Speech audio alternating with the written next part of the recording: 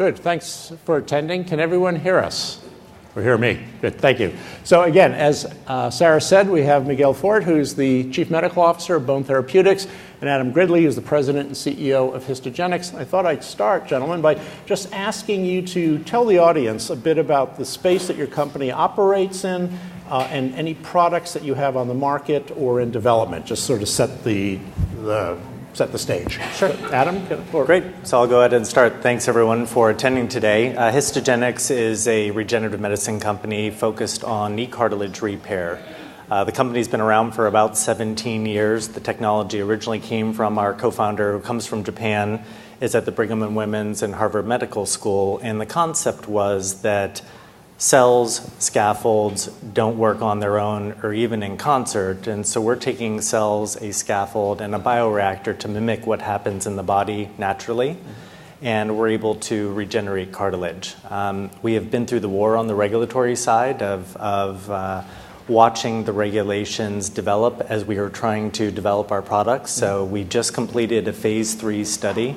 Enrollment was completed in June of 2017. It took us 7 years to get there.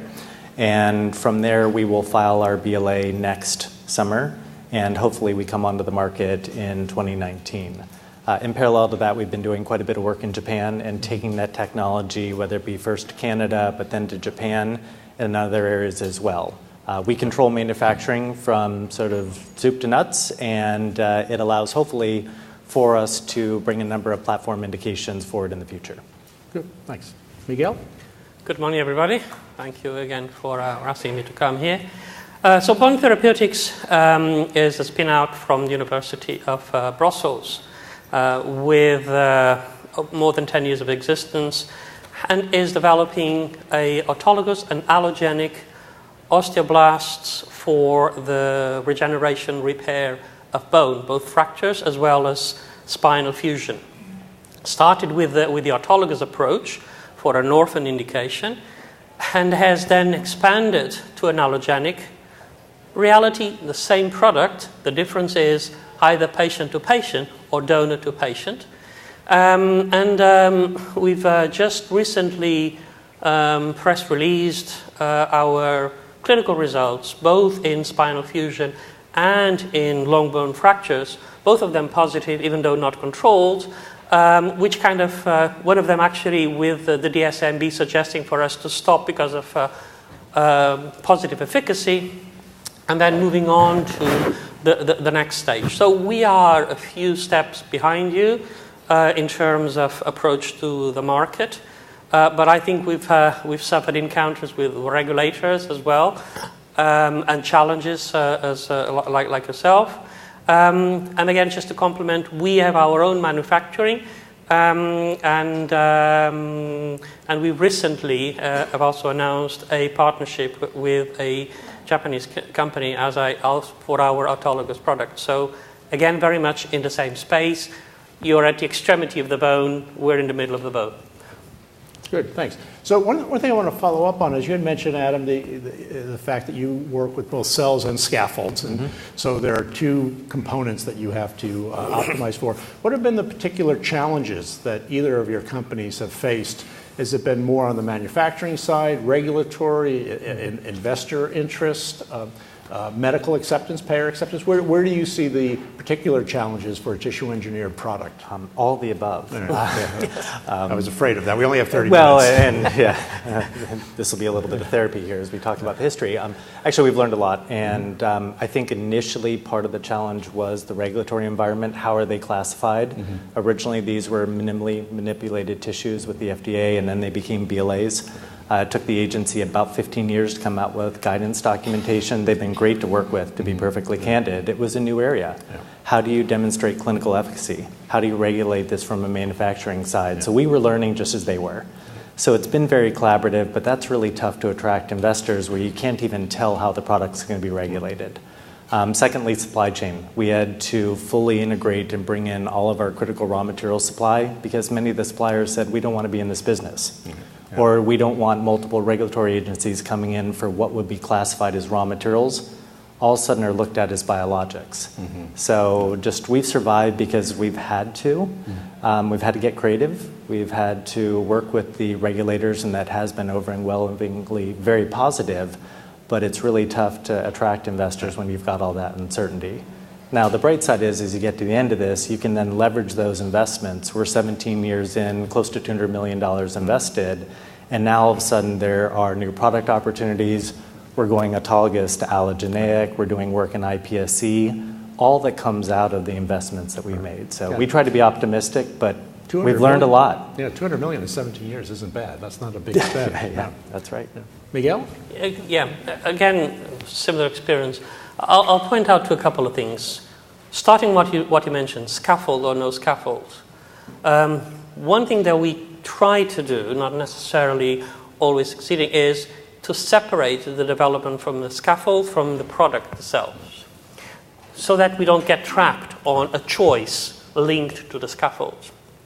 The idea is to have the cell suspension, and again, there's no issue about minimum manipulation because these cells actually go through a couple of steps, both of them are 14 days, of expansion and differentiation. So they are derived from bone marrow MSCs, differentiated into osteoblasts.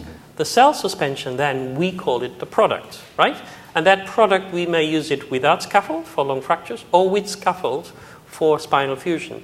And in a way, aiming at, okay, physician or surgeon, you choose the scaffold, we give you the cells. It's not as easy as that, but that's the concept, that's the idea. Now, that's one aspect. The challenges with the regulators relates to the disease because some of them are not necessarily well defined, but those are not different from any other product coming into it. But then to put that into perspective, the complexity of the product, the logistics of the product, makes it kind of one notch up in terms of complexity. And in reality, and I'm sure that's the same, we're competing with a series of devices and come with approach of pharma. That is a psychological rift, which is challenging for regulators, for physicians, Payers. and clearly for investors, right? Which investors do we talk to? Investors that deal with devices, investors that deal with pharma. And so that's kind of cavalgating in between two things that raises a series of issues, in addition to the issues of kind of developing a cell therapy, like, for instance, animal models, and what kind of animal models do you use for a human cell that needs to go and generate bone in an animal model, and so forth. Right. So again, educating, working with the regulators, educate them and learn from them as you go along. You both mentioned going from autologous to allogeneic, and the common laugh line that I've heard at all of these meetings is when you say that Big Pharma isn't really a fan of autologous because every batch is its own product, or every product is its own batch, and that they obviously would prefer allogeneic, make hundreds if not thousands of doses, QC a few of them, and then sell them. But you're making that switch. Is that being driven by the economics of it, or simply the difficulties in the manufacture and the challenges on the manufacturing side make it more acceptable or more reasonable to go to allogeneic starting material? Sure, I'll start on our side. We're looking at it very much from a platform opportunity. There are certain therapeutic indications that you can't get to in autologous. There are certain products that will just be too expensive to make if you're going to do it autologous, but I actually see it as autologous as a necessary step and a critical step. That's the platform that we've built an enormous opportunity on, and you've demonstrated safety. You've demonstrated an ex vivo manufacturing platform that is replicated and is equivalent over and over again. And then that leads into what we believe is a fairly rapid development path to transition to allo. Because at its core, as we think about our ex vivo manufacturing process, you're only changing one step. Now, it's the cells. That's very important. And you have to have safety. You have to be very thoughtful about how you go there. But when we think about going from 3 to 5 to 10,000 units a year, which is several $100 million in revenue, these are curative therapeutic improvements that are unparalleled in the industry. And if you're successful, this should go to 100,000 patients. It's tough to do that in autologous. Sure. So we're looking at that as a stepping stone. And is then IPS next, do you see? IPS, in Or our in particular parallel? case, absolutely. And what was neat, and this shouldn't be an advertisement for the company, but we're very proud of it, is because we have an ex vivo manufacturing platform, we've got QC steps all along the way. So as you said, it's expensive, it's very lengthy, it's robust. Yeah. We're able to demonstrate that you can create an autologous to an allogeneic iPSC type NeoCart, which is our product, in less than 2 months, because we can do that at the bench level and we can show all along the way that they're equivalent. And so that hopefully leads into a quicker regulatory pathway. And we already have proof of concept with iPSC-derived cells, both from a biomarker and from a biomechanical perspective. And the data are exciting. Animal models or? Going into animal models next, Okay. and our goal would be, and this goes into potentially Japan at some point, we may go to do clinical development in Japan We'll first. talk about that next. Yeah. So Miguel, again, allogeneic, autologous, the same, Yeah. same rationale? Similar thing. Let's be candid about it. I mean, it's easier to go into it with an autologous, right? From a safety, from a series of things, right? So, and it is important that we recognize the successes are autologous to start with. It's part of the evolution. We're making history with that. But it becomes obvious very quickly as it came to you, as it came to us, that autologous fits a certain business model. Fits a business model of small indication, fits a business model of a complex supply chain, patient to patient, traceability and all of that, but delivers value in the right business model. I mean, it's obviously easier in very high unmet medical needs where the autologous comes in and delivers the efficacy, and we're talking about what everybody is talking about. But it's not different from if you use a regenerative approach with an autologous. Then we did the similar thing, which is, okay, we are able to, from patient to patient, get a cell and take a cell and get a product.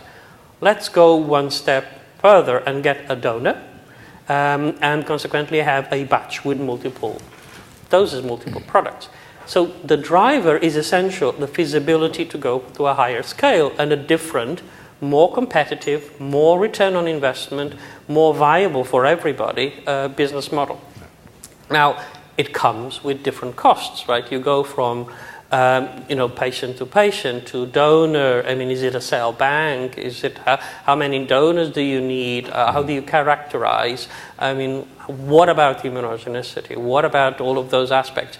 It brings a series of other challenges that, in a way, you're more armed to deal with them if you've gone through the autologous approach. Right. And I think everybody's doing that. And then it comes the next generation, the iPS or gene-modified cells. And I think that's what we're going to continue to do. So cells are here to stay. Cells become, as an initial extrapolation of transplant, auto-transplant, it becomes donor transplant, and it will become then a completely engineered, modified product. So, but that's the future, I would say. Yeah. So it sounds like you both have that same progression. It makes sense to establish it in an autologous system where, again, the regulatory environment's a little easier, and then move to the allogeneic.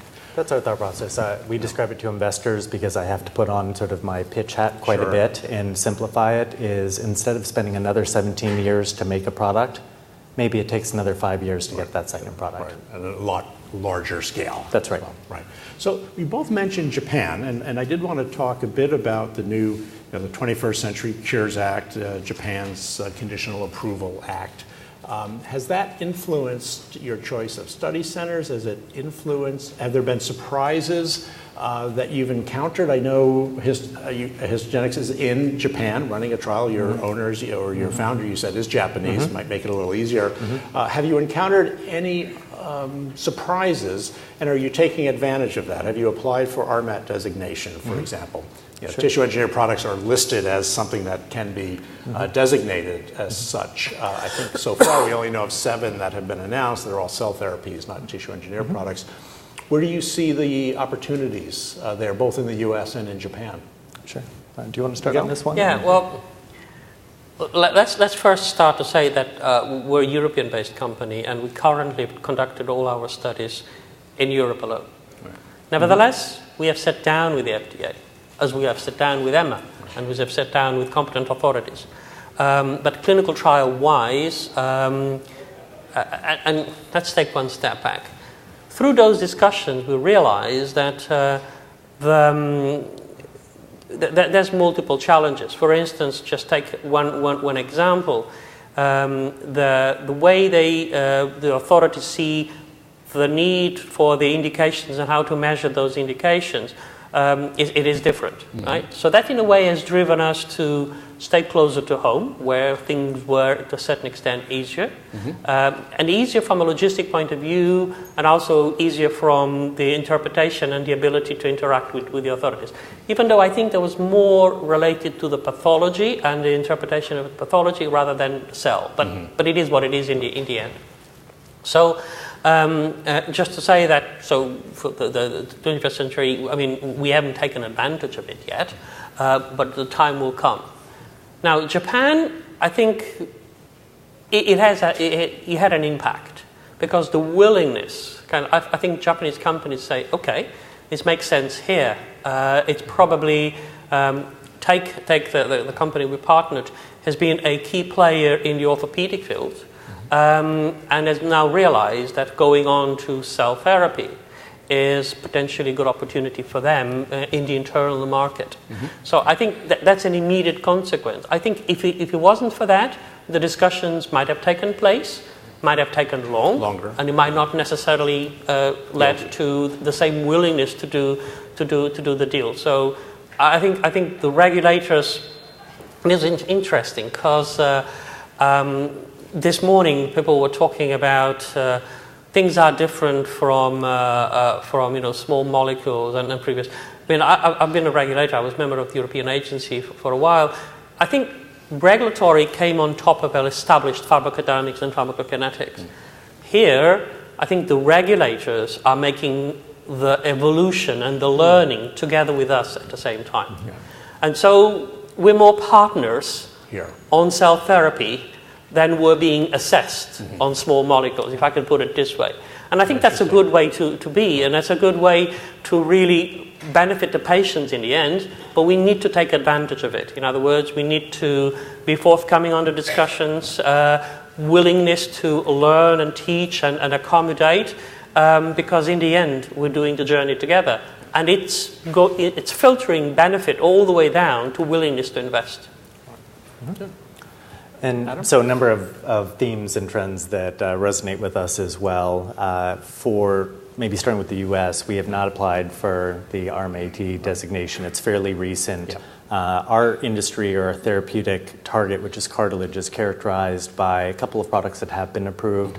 The current standard of care is a surgical procedure. It doesn't work very well, and most patients sit on the sidelines, but it's known as what I would call sort of the least of all evils. You still have something to compare to. Better than nothing. And so according to laws, we wouldn't apply for that. And we recently completed our phase 3, and so at this point, we're well down that BLA pathway. There may be future applications that we would love to potentially explore, but our focus has been primarily get the trial completed in the United States. But that actually led to some of the work that started in Japan. So we had, as part of our struggle to enroll this phase 3 clinical trials, a 249-patient, 2-to-1 randomization against the standard of care, which doesn't work, which patients don't want, and so therefore you can't enroll them. We ended up going to Canada initially, and we added 4 sites in Canada. And we basically put together a whole design dossier, a package, ECTD, and said, let's do this again. And in 3 months, we were able to add Canada. And because of some of the historical capabilities of our Japanese co-founder, and then actually coming to this meeting a couple of years ago when the new laws were enacted, we said we should look at Japan. And so we started our process last fall and started with informal discussions. The PMDA was fantastic, just like the FDA. And they were really partnering with us because this is a new area. Guidance documentation just came out, and what we brought was 15 years of history. And it wasn't to say that we're doing it better than anyone else, but we've been living through this for 15 years. You have a lot of experience that you can share. A lot of share. experience. Yeah. And because we had an ex vivo manufacturing platform, we also walked in with strong mechanism of action data. So it wasn't, we will make a product, it's here's 15 years of batch data. And we've got all of these QC specs. We've got biomarkers, we've got biomechanical data. So we had this large compendium of manufacturing data that I think helped start the conversation where safety was very clear. Because it doesn't matter what the new pathways look like. If you don't have a safe product, you're not going to be able to skip any steps. Second, you have to have control of manufacturing. And then in our case, we had a really tough clinical trial that was designed very well with the FDA in collaboration. We had a special protocol assessment. We had some high hurdle endpoints. And we said, look, we think this data is going to be some of the best in the world. Doesn't matter if it was done in the US or Canada. Can we leverage that? And the conversation was really fantastic with the regulators. And so we completed our formal consultations in less than 6 months. We had 7 in-person, face-to-face meetings, almost daily dialogue, and completed our time in Jogan, or formal meetings, in April. And we'll use our US data. Again, not saying it's better. It's just the same standards that we would use there. And we'll augment that with a 30-patient study in Japan. So we're in the process of finalizing a commercial partner, and then we'd start that trial. And interestingly, we'll manufacture from Boston and ship to Japan. So we had 15 years of stability data. So it wasn't an exploration. It was, here's the history and how do we leverage that? And that may lead to future development as well. So when we think about iPSC, I probably go to Japan first. Okay. Any major deficiencies in the, or missing pieces in the industry that you'd like to see addressed?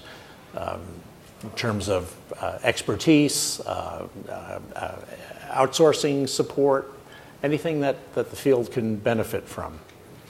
I'd start on my side. I think, and this is happening right now, and it's many of the folks in the audience, 15 years ago there were no CDMOs that you could go to. So you had to do this on your own. And it's really expensive, whether you're a private company or we're now a public company, and maybe it's even more challenging as a public company. How do you explain why you're going to spend $30 million a year and have 50 people in manufacturing for an exploratory product? And that's tough. Yeah. And so I think that the field is leaping forward in terms of CDMOs that have the capabilities to do that. The question is, how do you structure a deal?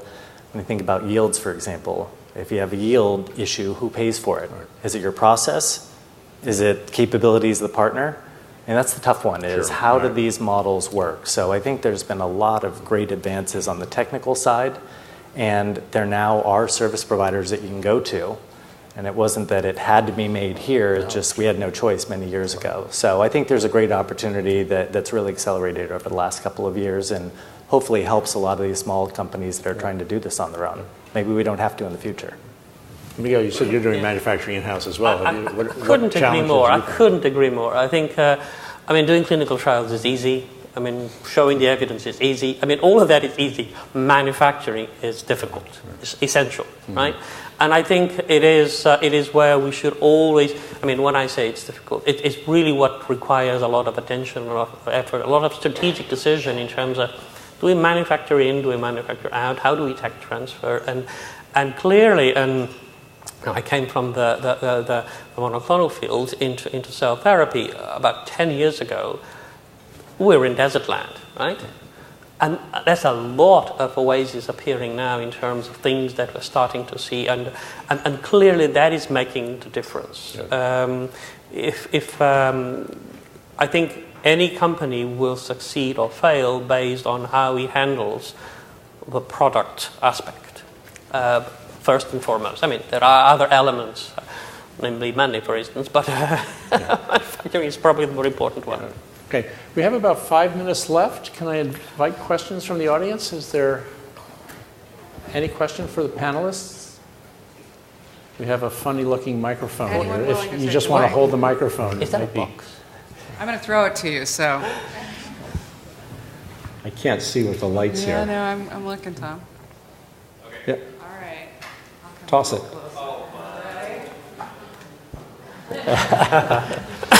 Is this really? Yeah, it is. Holy cow. That's innovation, right? Great.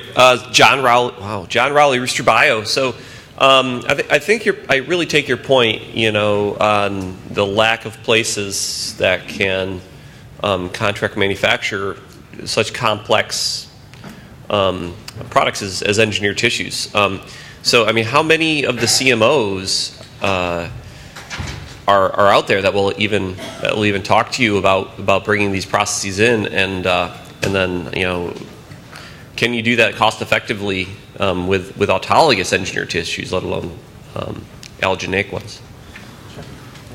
Yeah,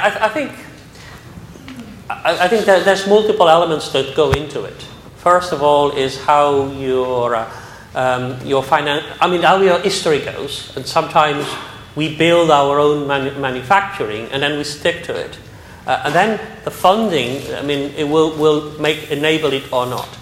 In a previous experience, we had an internal manufacturing on another company. We had, again in cell therapy, we had our own manufacturing, but we realized that it wasn't suitable, it wasn't adequate. And so we actually shut down, because there's a large number of people, a significant cost, and did tech transfer into a CMO. So I think that there are starting to be real viable solutions and companies and proposals. And I'm very happy that people say CDMO, because all of this, even as you tech transfer, you're really playing with your process, and you should look at it as an evolving process without changing your product. And I think that's a state of mind that is essential. So I think that the solutions are there. After all, it's very simple. The money is being put in, the enthusiasm is growing up, so the business opportunity is there, so the things are flourishing. We just have to make sure that we support this, because this is a critical element for the success. And I would say we're at an inflection point now where, as a lot of, take CAR-T or some of the other products that are now coming to fruition in terms of manufacturing, it makes sense economically and also technically to do it. 10 years ago, even if there were a CDMO, I don't know if we could have come up with a business arrangement that would have worked. And you need that in-house development capabilities, because you need to demonstrate equivalence later on with the FDA or the PMDA or other. So I think in our particular case, we're at kind of a make-buy decision, where I think the capabilities are there. Does it make sense to continue to do it in-house, or can you now transfer a well-characterized process that allows you to then also, let's say, augment or tweak some of the elements of the development steps without changing it so much that you have to start over with the agency? So I think it depends on the stage of where you're at now. Good. If I could add, there's another point that was made before, and I think it's important, is all of this is happening faster. Probably one challenge is to have your product sufficiently evolved as you finish your phase 2A, so that you don't have a lot of comparability hurdles onto the later stages. Yeah. And while we had more time to do that before, the time is getting shorter. The opportunities are there, but the time is getting shorter. So net, we're still having a significant challenge. But in the end, the benefit is faster to market and faster to the patient. Especially if you're looking for accelerated approvals. Yeah, exactly. Then, of course, it really compresses those time frames then. That's right. Yeah. We have about 2 minutes left. Another question? Right. Any other last thoughts you want to share with the audience? Things that excite you, where you see the field in a few years? On my side, I think the regulatory improvements over the last couple of years are creating lots of opportunities to expand platforms, new cell forms. It used to be that there's just such a lack of familiarity with some of the technologies that you were starting that partnering process, and therefore you couldn't get investors interested.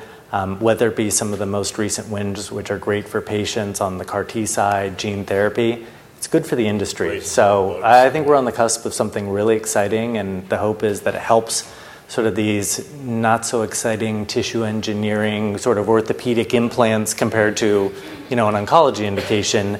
It's starting to bring, I think, a level of credence that is both bringing in investors, but also understanding the import of some of these therapeutic applications as well. So it seems like we're on the cusp of something. I don't know what it is, but it seems to be good. Yeah, just a couple of thoughts. First of all, nobody's now challenging cell therapy. We believe it has happened. People believe in it. Second, the maturity is getting there as well, because we're seeing a lot of competition. Seeing a lot of companies to the same targets, it means that there is competition. So some will die, but the ones that succeed will succeed through competition. So that's a great thing. And then in the end, I think what we're going to see is a lot of, even on potentially less attractive regenerative, it's going to be augmenting and potentiating the function of those cells, giving even a better regenerative. And that will come in, that's where the gene therapy will come into the regenerative medicine, the cell therapy as well. And that will deliver a lot of value in the end, I think. Right. Well, thanks. On that note, can I ask the audience to thank my great panelists, Adam and Miguel?